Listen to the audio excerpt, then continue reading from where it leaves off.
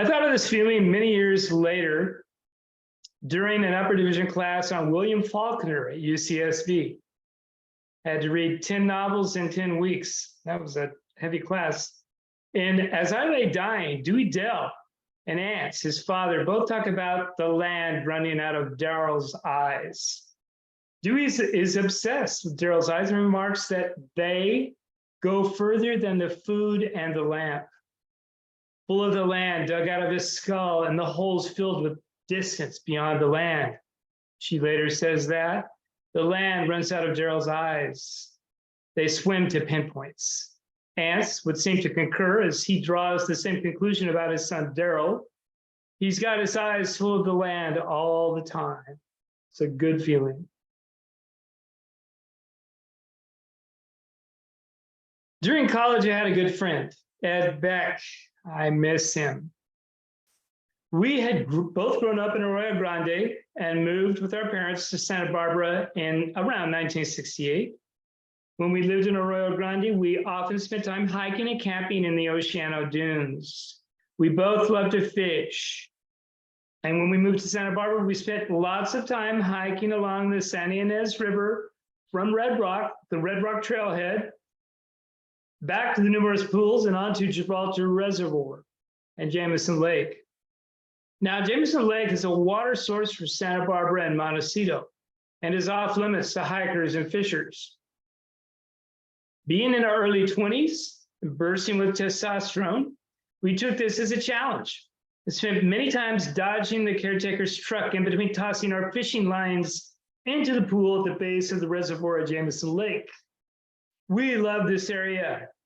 We love the challenge. We would tend to drive up to that and hike in at dawn before anyone was there. We hoped that the caretaker at Jameson Lake was still sleeping. The minute we heard his truck approaching, we'd hide in the bushes and wait for him to leave. The fishing was amazing. During the heavy rains in the mid-1980s, we decided to launch a rubber raft from around Rancho San Lucas into the roiling waters of the San Ynez River. I couldn't find a good photo of that time, but this approximates that it actually was way more roiling than this. The river was running all the way to Cachuma Lake, but only madmen or 2 men in their 20s would have thought of rafting that crazy river. We got dumped several times and were chased by angry ranchers on horseback when we crossed into their private land. There was no way they could catch us. The river was running so rapidly. I remember yelling back at them, "We are freeing the river," as we sped past. By the time I was in upper division in classes in English literature at UCSB, I had calmed down a lot. Ed had gotten married, gotten an excellent job with the Teamsters Union, and moved his family up to Moss Landing near Monterey. I still spent lots of time hiking and fishing along the river, but my interaction with the area had changed. I often went up in there in the early hours, alone and during the weekdays, so I could be with the peace of the surroundings. It became a place for me to meditate in stillness. Did I say calm? I just say that I was calm more often. I really enjoyed being involved in archery, saber fencing, and eventually the karate club at UCSB. Note that these are all martial arts. They're all very mental practices involving extreme individual discipline and focus, a form of meditation, moving meditation.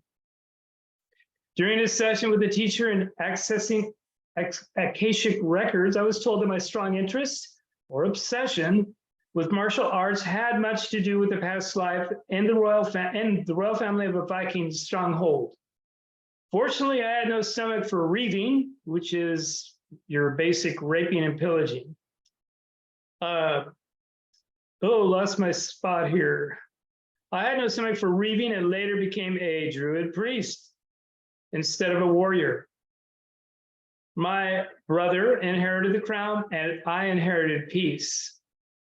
There's more to this story, but we don't have the time today. Sorry. I remember things my saber fencing instructor and master fencer, get this name, Zoltan von Somogyi, master instructor. said about saber fencing. One thing he said was, quote, in defense, your only concern is a small space in front of you, to the sides of you, above you, and behind you. Your only concern is the defense of this space and not beyond it. There is no need to respond to anything outside of this space. I worked out with the Karate Club 4 to 5 nights a week from 7 to 10 p.m. for 2 years. I remember what my sensei, Peter Banfi, said to me. It's another Hungarian name, odd. Said to me after he saw that I was serious. He said, Brian, if you want to master karate, your mind must be like a pool of water so that you can enter a state where you are not thinking about how to respond next, because there is no thought. There is no next, only a response. All these things have stayed with me and arise more prominently when I am in nature. I'd like to share a poem and a short video by Wendell Berry that describes the theme I've attempted to convey here, sort of danced around different parts of it. But Wendell Erdman Berry was born in 1934 and is an American novelist, famous one at that, poet, essayist, environmental activist, cultural critic, and farmer. Okay, let's hope this works. Roxy, can I play YouTube through this? Here's the link, let's see. Here we go.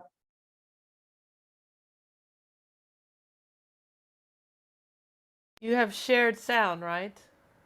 Oh, is that different? Yeah, so unshare. Oh, hold on.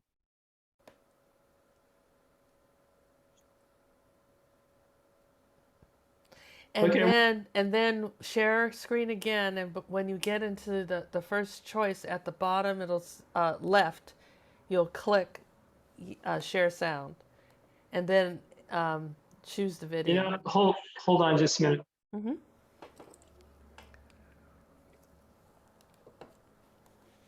And I'm Lola today. I'm just gonna read it because I can't.